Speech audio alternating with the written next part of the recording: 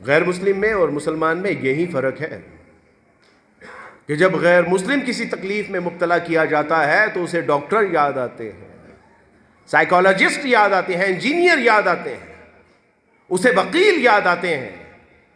اور ایمان والے کو جب کسی تکلیف میں مبتلا کیا جاتا ہے تو اسے اللہ یاد آتا ہے، رسول اللہ کا طریقہ یاد آتا ہے، اللہ سبحانہ و تعالیٰ کا کلام یاد آتا ہے. یہی ہے. اور اگر مجھے بھی تنگی تکلیف پریشانی مجبوری میں جب مبتلا کیا جاتا ہے اور میں بھی ادھر ہی بھاگتا ہوں تو پھر میرے اور غیر مسلم میں فرق نہیں ہے. پھر سمجھ لیجئے کہ زبان سے کہہ بھی دیا لا الہ تو کیا حاصل، دل و نگاہ جو مسلمان نہیں تو کچھ. انس رضی اللہ تعالیٰ عنہ فرماتے ہیں کہ ہمارے ایک صحابی ساتھی تھے، ابو میلق رضی اللہ تعالیٰ عنہ، عین کے نیچے زیر ابو میلق.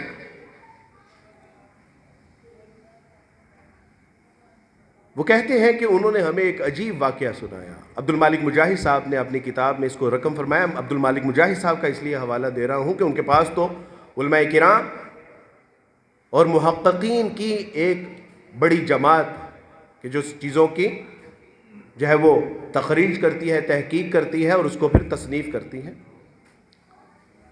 تو انس رضی اللہ تعالیٰ فرماتے ہیں کہ ہمارے صحابی ایک دوست ہے ابو میلق رضی اللہ تعالیٰ عنہ، کہتے ہیں کہ عجیب واقعہ انہوں نے سنایا کہ فرمانے لگے کہ میں ایک بار سفر میں تھا اور سفر کے دوران راہزنوں نے مجھے گھیر لیا اور کہا کہ جو مال ہے ابو میلق ہمارے حوالے کر دو. میں نے بلا چون چرا مال ان کے حوالے کر دیا کہ شاید میری جان بچ جائے.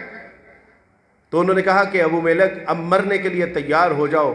تو میں نے اس سے کہا کہ میں نے مال اپنا تمہارے حوالے کر دیا، اب میری جان لے کے کیا کروں؟ انہوں نے کہا کہ تم ہمارے لیے کل کو باعث مصیبت بن سکتے ہو، اس لیے تمہیں تو گردن مارنی ہی ہوگی. کہا کہ مجھے 2 رکعت پڑھ لینے دو. تو کہا کہ چلو 2 رکعت پڑھ لو.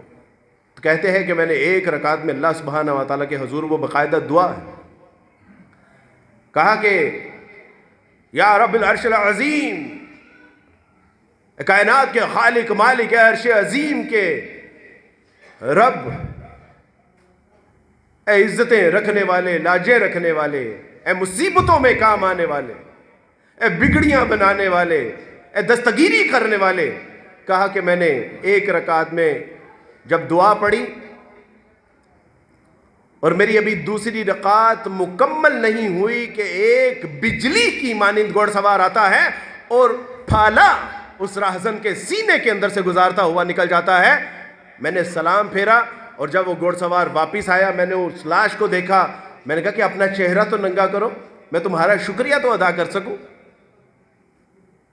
تو کہا کہ میرا چہرہ دیکھ کے کیا کرو گے ابو میلق، میں تو اللہ سبحانہ و تعالیٰ کے یہاں سے ایک فرشتہ ہوں جو تمہاری مدد کے لیے بھیجا گیا.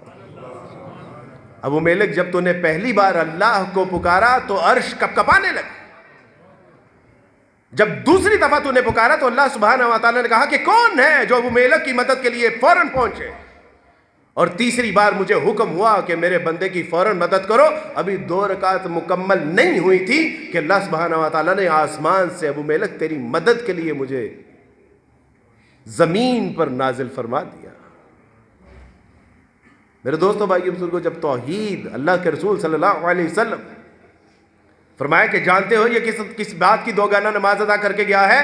کہا کہ نہیں اللہ کے رسول. کہا کہ اس کے گھر میں نمک نہیں ہے اور یہ اللہ سبحانہ و تعالیٰ سے نمک کے لیے 2 رکعت صلاۃ الحاجت ادا کر کے گیا. اور رسول اللہ نے جس قوم کو، جس امت کو یہ بتایا ہو کہ اگر تمہیں جوتے کا تسمہ بھی درکار ہو تو اپنے رب کے حضور ہاتھ اٹھانا اور دعا میں اللہ سبحانہ و تعالیٰ سے مانگ لینا جو تجھ کو مانگنا.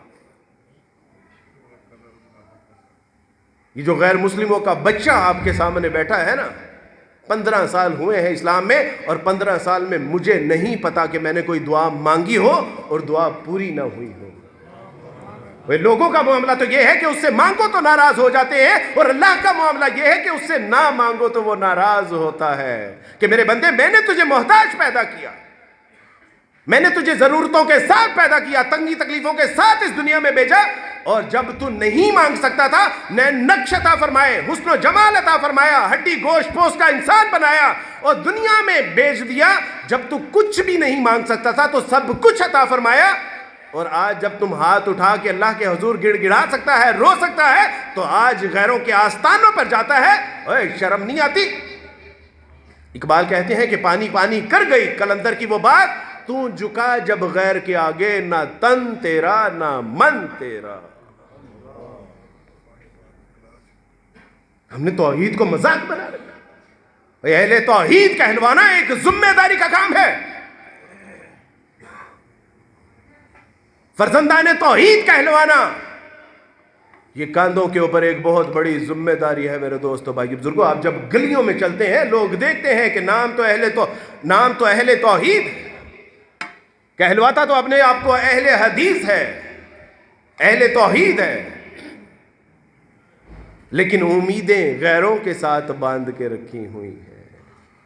اللہ اور اس کے رسول صلی اللہ علیہ وسلم کی تعلیمات سے کتراتا ہے، شرماتا ہے، داڑھی رکھتے ہوئے شرماتا ہے، ٹخنے ننگے کرتے ہوئے شرماتا ہے، اور کہتے ہیں کہ نہیں وہ بس کچھ مصلحتیں بھی ہوتی ہیں۔ یو آل مصلحت آن مائی فٹ۔ اہل ایمان ہو، اہل توحید ہو، ڈرنا اللہ سبحانہ و تعالیٰ کا حق، کسی سے امیدیں وابستہ کرنا اللہ کا حق، اور اسی طرح سجدے رکوع تمام میرے اللہ سبحانہ و تعالیٰ کو سزاوار ہے۔ میرے دوستو، بھائیو، اگر واقعی ایمان ہے، اللہ سبحانہ و تعالیٰ نے نعمت اسلام عطا فرمائی ہے۔ ایک بچی کہ جس کو میں نے کہا